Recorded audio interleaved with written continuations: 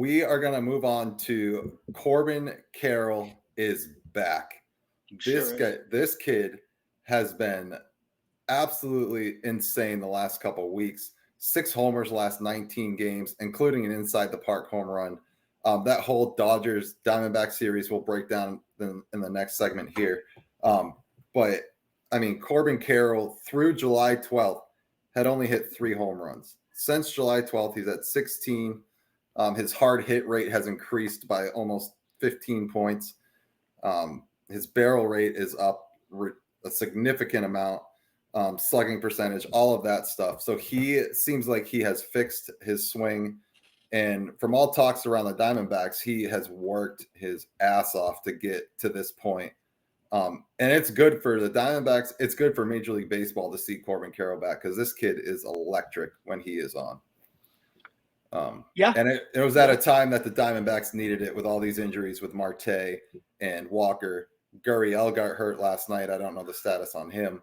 But so, I mean, you need these guys to come back, but Corbin Carroll is back to his form last year. So, I mean, it's great to see for them. Yeah. I mean, we talked about it earlier in the year. I mean, it's that team's really good. It's a talented team. Obviously, it's more talented when they're fully healthy, but that team goes as he goes. And he was just swinging and missing just too much at the beginning of the year. And he was obviously struggling. He was struggling. The team was struggling. He's just putting the bat in the ball, and good things happen when Corbin Carroll puts the bat on the ball. I mean, he ignites that entire offense. It really is insane to when he's kind of going good to tune in and watch him every night because he is electric. He is electric. Yeah, and it's no surprise that the 2 best teams since July 1st are the Royals and the Diamondbacks. And the Royals, except for the last few days where it's been a little rough for them, Bobby Witt was basically a one-man wrecking crew. And for the Diamondbacks, Corbin Carroll's been similar. He's been absolutely red hot. It's no surprise that those 2 teams have picked up a lot of ground because they've had their 2 key players absolutely white hot for this stretch. And the Diamondbacks go where Corbin Carroll goes. When he was struggling, they were struggling. When he's playing well, they're playing well. He is such a spark plug for that lineup in terms of just getting on base, creating havoc on the bases. He also has some pop. Extra base hits. I mean, he does a little bit of everything. And when he's not getting on base and he's not doing well, that offense doesn't run like it should. No. So let's get into this Dodgers Diamondbacks series. If you did not see any of these games, it is worth going back if you have MLB TV to go back and watch the Friday and Saturday games. Those were unbelievable. There was I think it was 8 runs between the 2 of them scored in the first inning. And then I don't know. It was nuts. And the same thing happened on Saturday. Dodgers ended up coming back and winning 10-9 on Friday. Dodgers won again 8-6 on Saturday. Diamondbacks blew them out yesterday.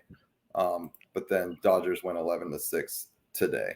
But the entire series was insane. Kershaw then gives up a bomb to Corbin Carroll and is immediately in the second inning and is immediately taken out of the game. Now, he was diagnosed with a bone spur in his left big toe.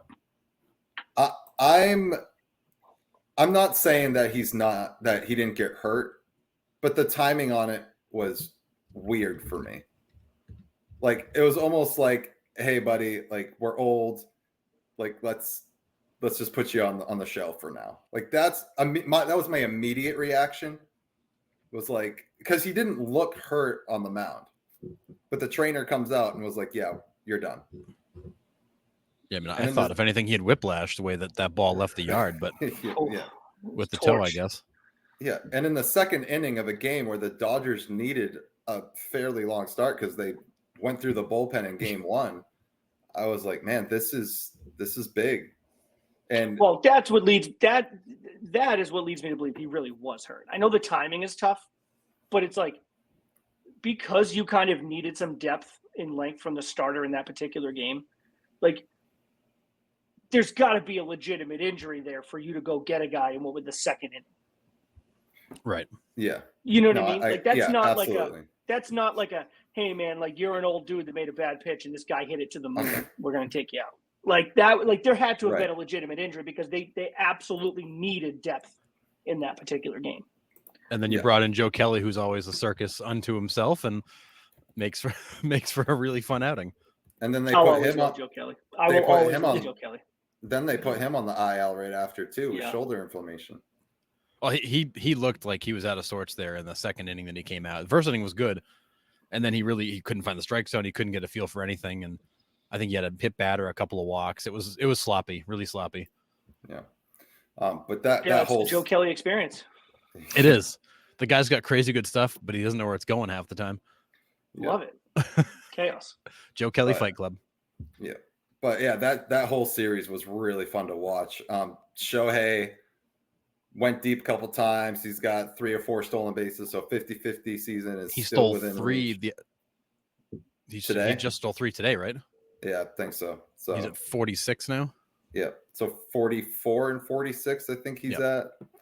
So he needs 6 homers, 4 steals. I think he's got that in him.